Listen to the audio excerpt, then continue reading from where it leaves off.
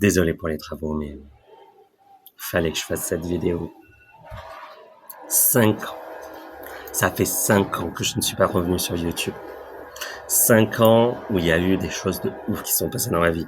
J'ai pris des petites notes parce que je me suis dit, mais en fait, je me suis même pas rendu compte que le temps passait. La dernière vidéo, c'était une vidéo critique d'un livre de Cunningham, si je dis pas de bêtises. Et donc, c'était en 2020. C'était même, je pense que j'avais filmé avant le Covid, si je dis pas de bêtises. Donc, il y a beaucoup de choses qui ont changé dans ma vie. Et en regardant ma chaîne YouTube, je me suis dit, bah tiens, il faudrait peut-être que je fasse quelque chose. J'ai utilisé beaucoup le média Instagram depuis ces dernières années, car c'était pour moi plus simple, plus facile à poster, plus facile à mettre en place que des vidéos où à l'époque, en plus j'avais un très vieux PC, impossible de faire des vidéos avant que le PC lâchait. Les montages, j'essayais de me mettre au montage, mais finalement c'était un bordel monstre parce que mon PC était vieux. Et donc je suis passé sur Instagram comme ça en me disant bah tiens ça ira, ça sera mieux, ça sera plus simple. Et en réalité c'était pas plus simple, je mettais encore plus de temps. Et mais pourtant j'ai pris la main et maintenant je poste beaucoup de posts sur différents thèmes, dont l'hellénisme. Et depuis, j'ai mis un peu de temps avant de comprendre que ce qui me plaisait dans l'échange, dans ce que je fais, c'est l'échange, c'est le partage. Et je me suis remémoré des bons moments de YouTube. J'ai eu de très mauvais moments, et je pense que les vidéos sont restées, avec beaucoup de harcèlement. À l'époque, il y a eu énormément de harcèlement contre moi parce que, disons que je ne sais pas pourquoi, on m'aime ou on me déteste, mais tout le temps dans l'extrême. Et je sais que c'est lié à ma personnalité. Je suis quelqu'un d'assez cash, d'assez direct.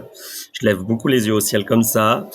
Mais c'est pas vraiment du mépris, c'est juste, désolé pour les travaux, c'est juste que je considère que si la personne est honnête, je lèverai jamais les yeux.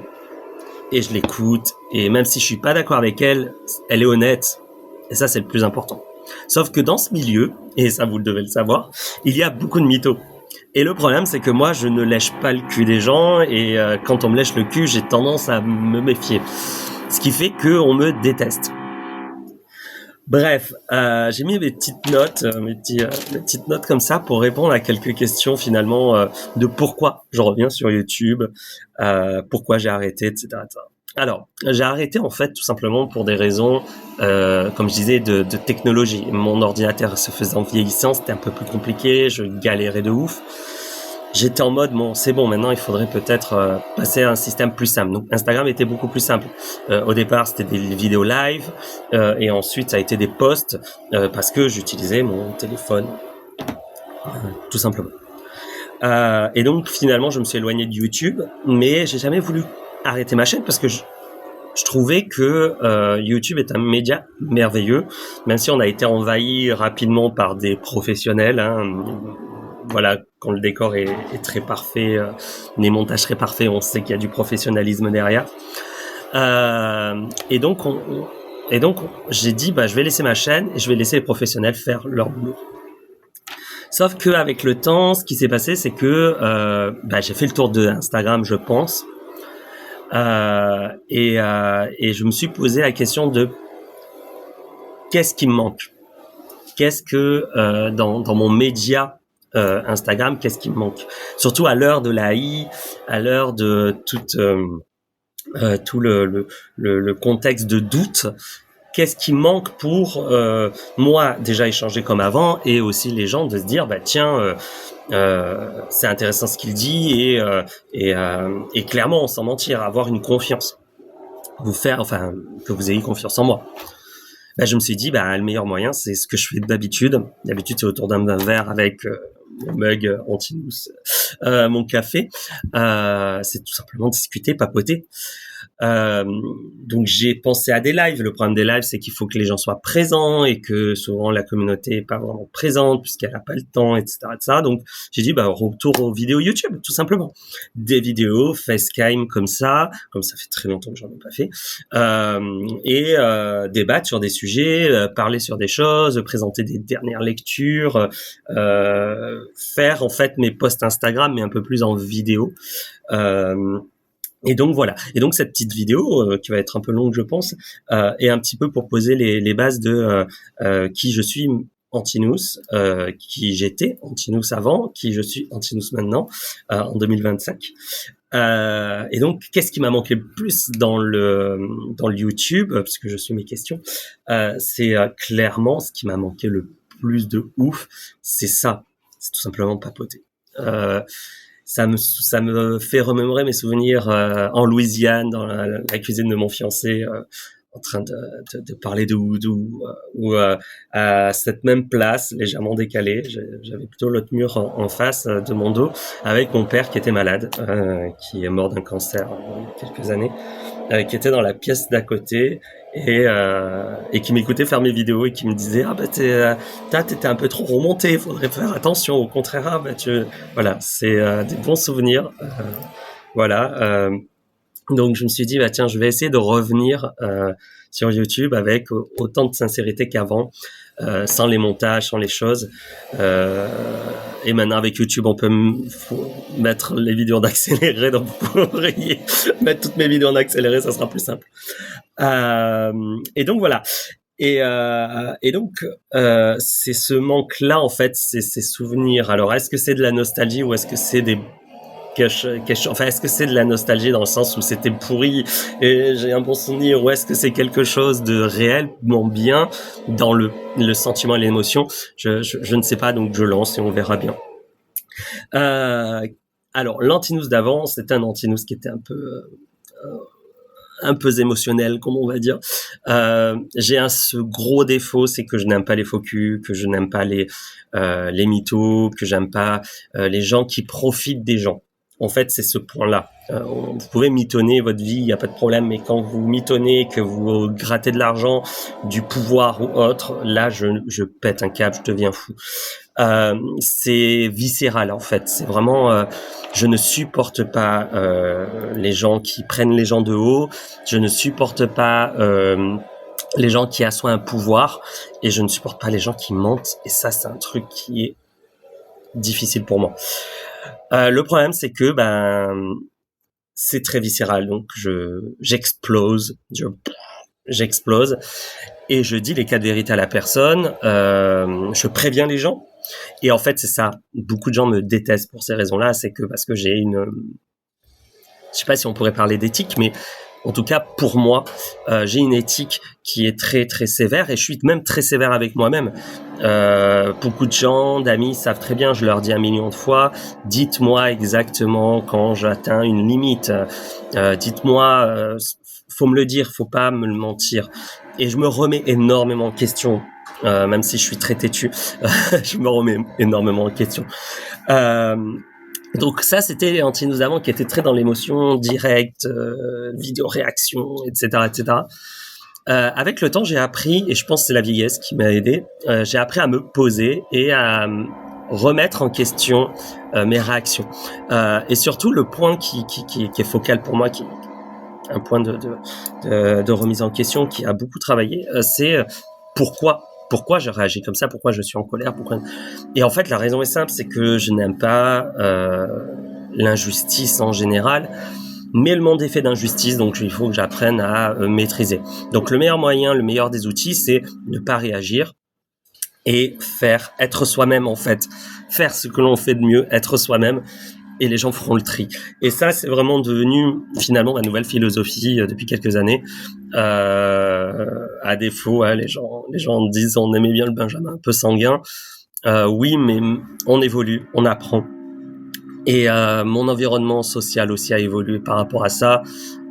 J'ai fait beaucoup de filtres et ce qui m'a permis aussi d'être comme je suis maintenant, en somme, quelqu'un de sincère, avec moi-même, hein, sincère avec moi-même, avec mes propres valeurs, et que ça plaise ou ça plaise pas, je m'en fous, quoi. Alors désolé pour les travaux, il y a un petit slip de ça va pas slip un petit sip de café parce que j'ai besoin de ma caféine le matin. Parce qu'aujourd'hui, on est le 19 août et il est 10h15 et j'ai besoin de ma caféine. Donc ça, c'était l'antinous d'avant, l'antinous de maintenant. Au niveau de ma pratique spirituelle, elle a jamais changé. Helléniste, hein, pur sang, antinoin, antinous. Voilà, allez, antinous. Et wiccan traditionnel, minoen, ça n'a pas évolué, ça n'a pas changé. C'est juste un regard différent que je porte maintenant en tant que adulte. Adulte. 10 ans de carrière, on va dire. Donc voilà, j'ai un regard, 10 ans dans la Wicca traditionnelle, plus pour le reste. J'ai un regard qui est un peu plus posé, et depuis septembre dernier, donc ça fait 1 an, ça y est, j'ai ma première année de licence. Je fais une licence de théologie à l'université de Metz. Donc il y a aussi des expériences, on va dire, ou en tout cas de l'enseignement que j'ai eu à la licence, qui m'a aidé aussi à remettre en question, puisque la théologie sert à ça, hein, questionner le divin, théos et logos, hein, le discours sur Dieu, ou sur les dieux. Et donc il y a une remise en question qui est vraiment très forte, et j'adore ça, l'exégèse, j'adore tout ça. Et c'est mon esprit critique qui parle. Et donc, ces outils que j'ai appris, que j'ai en train d'apprendre, parce que je suis qu'en première année, hein, j'ai un petit crinquerola, voilà, je suis tout petit.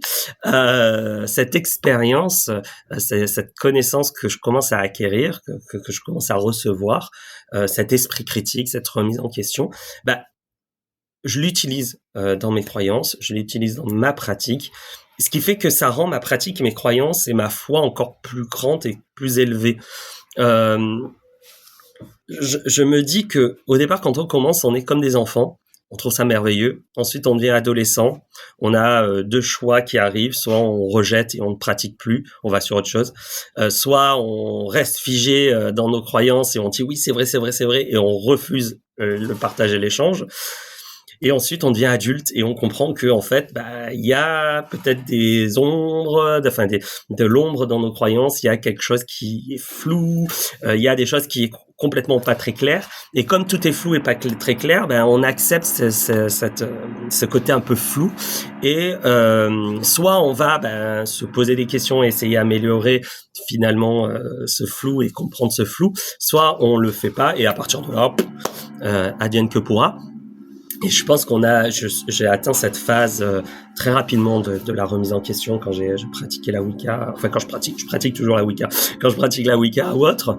Mais là, je passe vraiment en phase au-dessus. C'est en somme, c'est remettre en question pour pas valider, mais remettre en question pour enlever tout le décorum et finalement se retrouver face à la vérité vraie.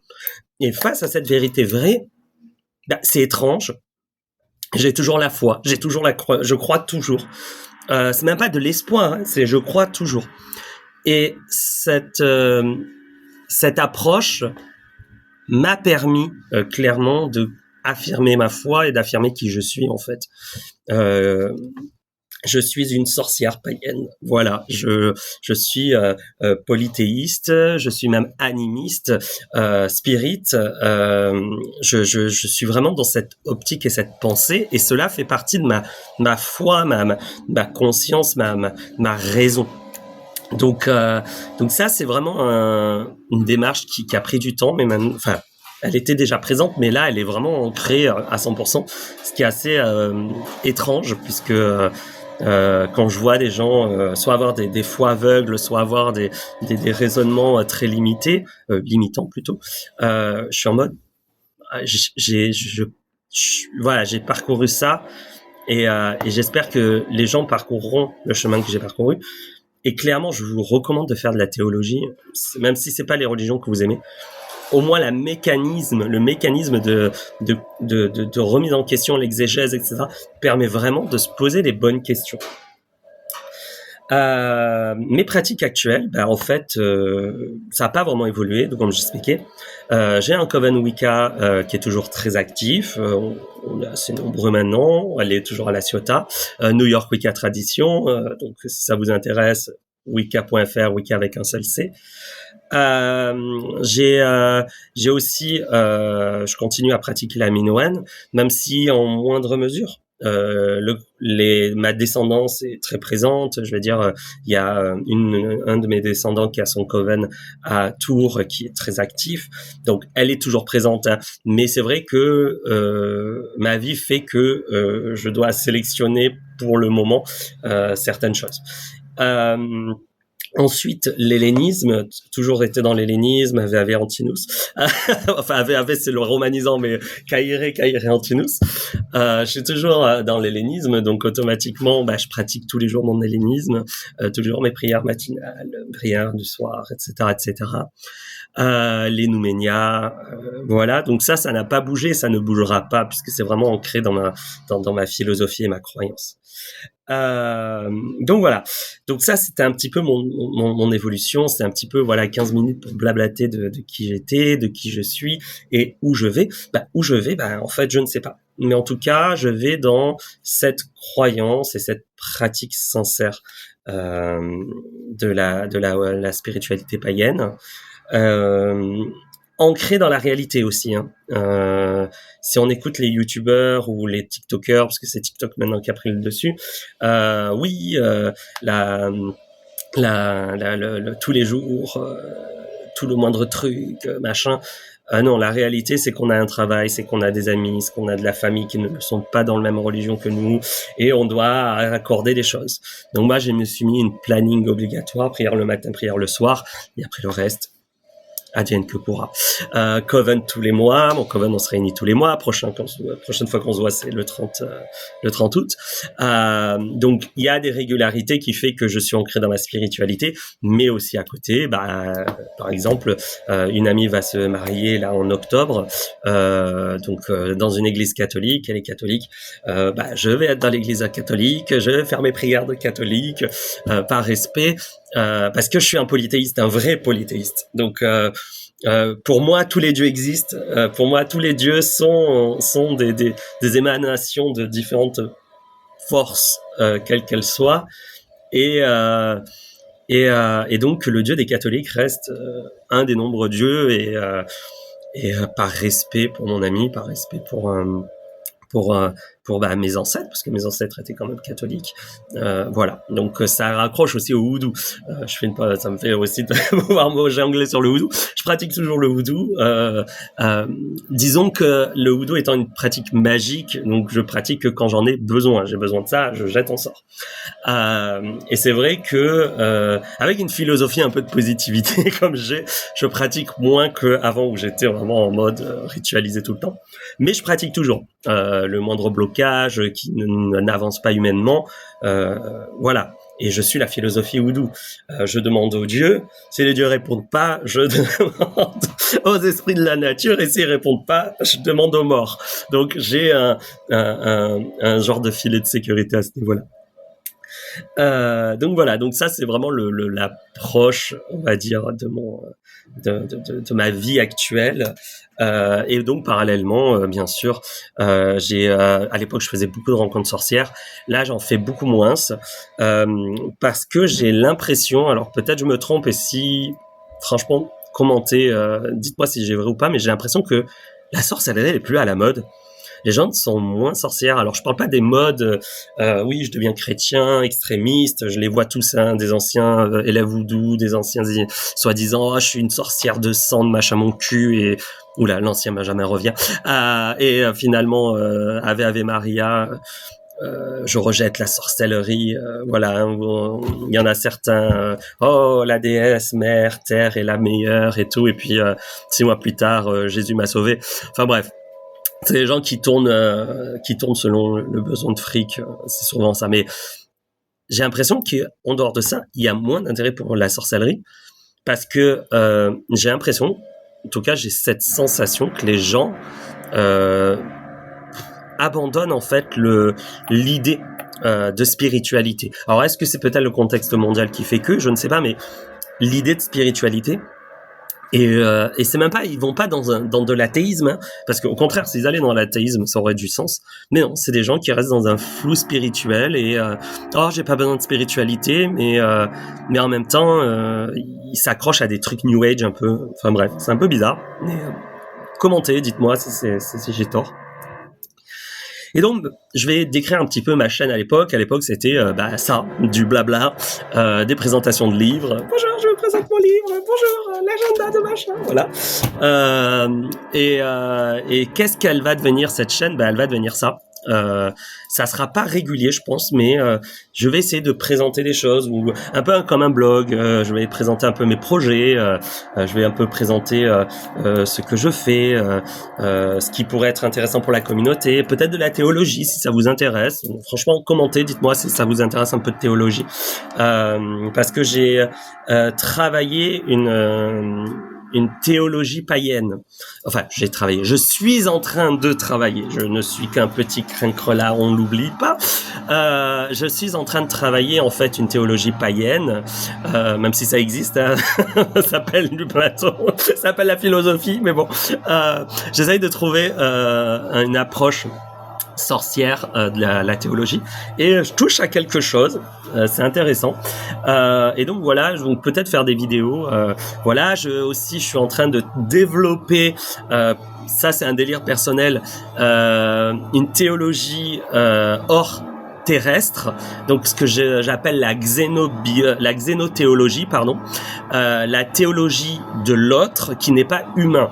En somme, un travail de réflexion sur est-ce que notre croyance, païenne ou pas, etc., validerait l'existence d'êtres ailleurs, ce qu'on pourrait appeler aliens, extraterrestres, ou bien une approche un peu différente, mais est-ce que si des aliens débarquent, c'est théorique, si des aliens débarquent, comment on pourrait l'expliquer selon les religions? Et c'est pas juste dire oui, non, mais oui et mais non. Non, c'est vraiment réfléchir, trouver des arguments qui valideraient ou pas. Donc c'est un petit délire que j'ai eu en essayant de questionner ma foi aussi sur les aliens. Pourquoi pas peut-être faire des vidéos sur ça, parce que mes amis savent très bien que je suis très à fond sur l'ufologie, parce que mon frère aîné était un ufologue amateur jusqu'à il y a quelques années. Il a arrêté à cause du travail, mais c'était vraiment un gros ufologue et amateur. Et tous les dossiers, les machins, je l'ai écouté, mon frère en parlait avec mon père, j'ai vu certains dossiers, j'ai vu beaucoup d'articles, les humites, tout ça. Donc, je suis assez calé, on va dire, à ce niveau-là, mais calé pas New Age, genre, ou les Pléiadiens, Starseed et compagnie, mais plutôt calé dans les faits, machin, autour de ça. Et je pense que c'est ça qui m'a fait un peu... de réfléchir cette xénothéologie en mélangeant les deux choses que j'aime, la religion et les aliens, sans passer par les théories de l'ancien astronaute, hein. Voilà, bref, je suis un historien dans l'âme, je suis un scientifique dans l'âme, il faut pas l'oublier. Donc voilà, donc ma chaîne, en fait, finalement, restera ce qu'elle est, mais il y aura pas de montage, ça sera vraiment fast game comme ça. J'ai pas envie de me faire chier dans les montages, et mon but n'est pas de faire des vues, mon but n'est pas de me professionnaliser, mon but est d'échanger, de partager, et surtout de partager avec vous. Pourquoi pas, peut-être, je sais qu'on peut faire des lives, pourquoi pas faire des lives avec plusieurs personnes, ça peut être assez fun. Aussi, je continue avec Speak and Spell sur Fantasia, pardon, je suis désolé, chaque fois j'oublie, radio. Donc Speak and Spell, hein, c'est l'émission de radio avec les amis qu'on fait, donc Runa, Midnight et Kaya, et là laquelle on partage, on échange, on papote un peu sorcellerie, Wicca, etc. Là, à partir de septembre, normalement on avait prévu des gros épisodes sur la Wicca. Donc voilà, n'hésitez pas à nous suivre. Donc je mettrai en commentaire, enfin en post le truc. Et donc voilà. Et ensuite, dans mes notes, je parlais du fait que qu'est-ce qui s'est passé dans ma vie. Donc depuis pas mal de temps, depuis la dernière vidéo, donc qui est en 2020, il y a eu beaucoup de remises en question sur ma vie, mais pas ma vie spirituelle, mais ma vie matérielle. J'ai toujours été quelqu'un qui pense à vivre le jour, et je continue à vivre le jour. Mais sur le coup, j'ai dit, mais qu'est-ce que je peux apporter à l'humanité? C'est con, hein, c'est vraiment con comme question. Qu'est-ce que je peux apporter à l'humanité?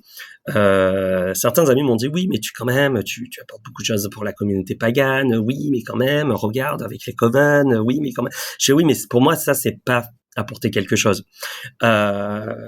J'admire en fait des gens genre Joséphine Baker, je sais pas moi, tous les personnages comme ça historiques. Là sur le coup, j'en ai pas en tête, mais des gens qui faisaient quelque chose qu'ils aimaient, genre de l'art, mais parallèlement ils ont fait des grandes choses pour l'humanité.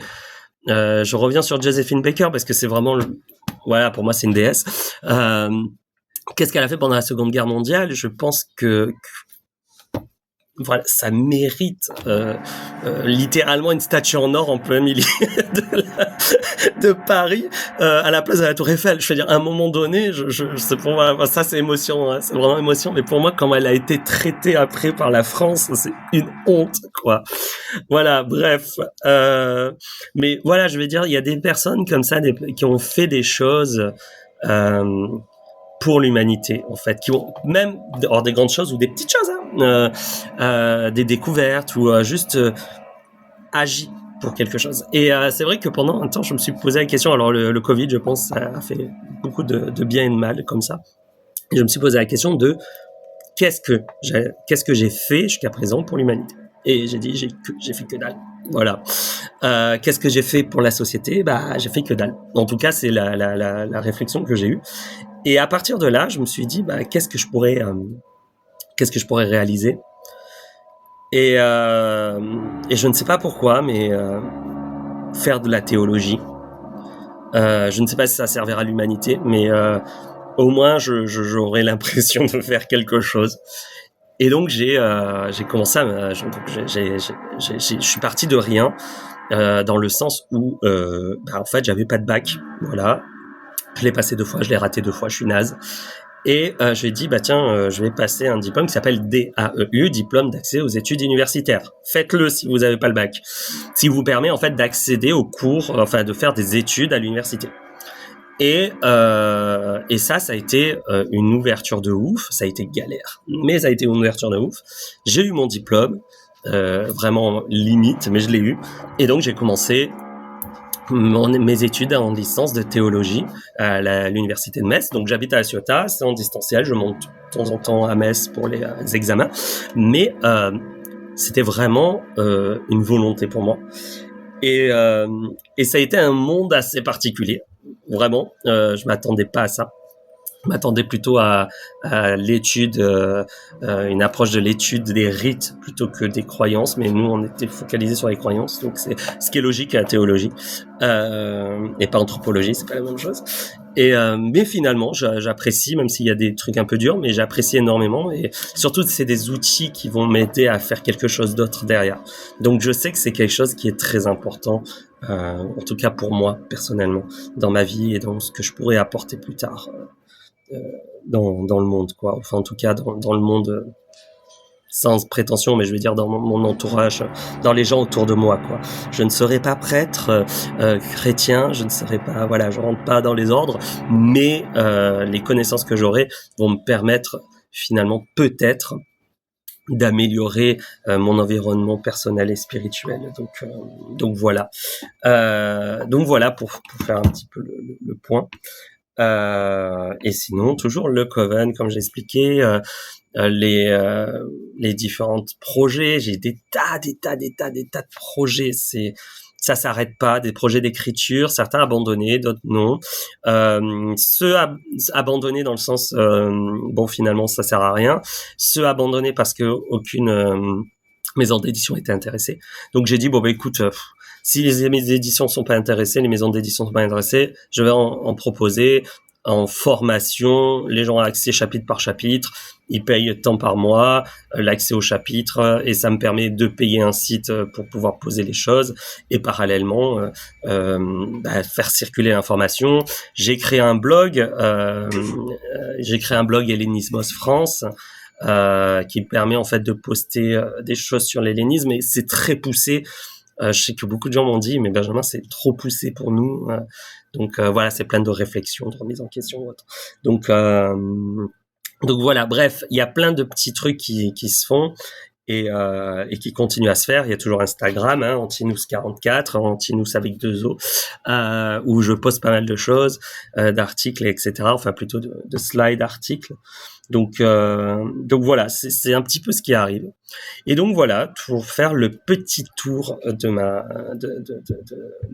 ma vie actuelle et de mon retour sur YouTube, parce que ce retour est très important pour moi.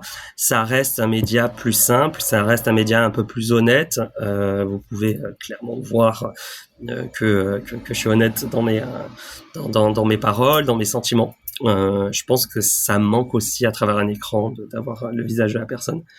Et donc voilà, et donc un point important aussi que je voulais vous poser, et les commentaires servent à ça, c'est qu'est-ce que vous attendez vous de mes vidéos, qu'est-ce que vous attendez de ma chaîne YouTube, qu'est-ce que vous espérez. Je serais très curieux de voir les thèmes que vous voulez aborder, des choses comme ça. Parce que je pourrais peut-être m'amuser à prendre quelques informations et quelques sujets et les développer. Donc est-ce que c'est la Wicca? Est-ce que vous voulez vraiment que je parle vraiment de la Wicca pure? Est-ce que vous voulez que je parle de hellénisme, de houdou, de xéno, de théologie, bref, la chaîne, ça va être une petite chaîne communautaire entre nous. Donc vraiment, elle est créée pour nous et elle est créée pour nos échanges. Donc voilà, donc n'hésitez pas, même Antinous, Antinous. Donc n'hésitez pas vraiment à commenter pour me dire ce que vous en pensez et des idées que vous avez, même des questions, peut-être faire une FAQ avec Antinous Retour plus FAQ, et je vous fais une putain d'FAQ. Donc voilà, donc en tout cas ça a été vraiment un plaisir, 32 minutes de plaisir de discuter avec vous, et vraiment ça m'a manqué. Donc, et vous m'avez manqué, je pense. Donc voilà, donc je vous souhaite à tous une bonne soirée, une bonne journée, ça dépend à quelle heure ou quand vous allez voir cette vidéo, et enfin la canicule se termine, donc levez le verre, à bientôt.